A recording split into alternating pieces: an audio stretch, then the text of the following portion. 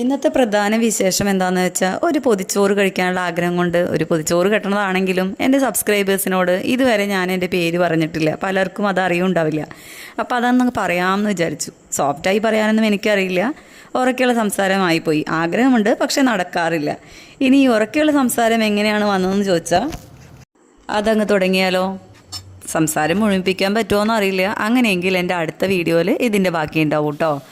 എൻ്റെ അമ്മുമ്മ ആളൊരു പുലിയായിരുന്നു, ഒരു മുത്തശ്ശിക്കഥയുടെ ഉസ്താദ്. എല്ലാ പണിയും കഴിഞ്ഞ് കോലായിൽ വന്നിരുന്ന് വെറ്റില ചെല്ലം വെച്ച് ഒരു മുറുക്കാനും മുറുക്കി അങ്ങ് തുടങ്ങും.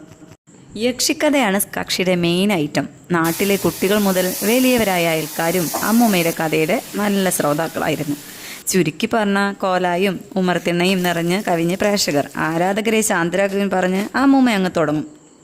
അമ്മൂമ്മയുടെ കഥകളിൽ കഥാപാത്രങ്ങൾ വിവിധ വേഷങ്ങളിൽ ആടിത്തകർത്ത് മിന്നിമറിയും. യക്ഷിക്ക് ഇരു സൈഡിലേക്കും പല്ല് മുളയ്ക്കുന്നതും അഴിച്ചിട്ട പനങ്കുര പോലത്തെ മുടിയും പനയിൽ നിന്നും ഇറങ്ങി വരുന്ന യക്ഷിയും എല്ലാം മനോരമയിലും മംഗളത്തിലും വരുന്ന യക്ഷികൾക്ക് മുന്നേ തന്നെ അമ്മൂമ്മയ്ക്ക് സുപരിചിതം.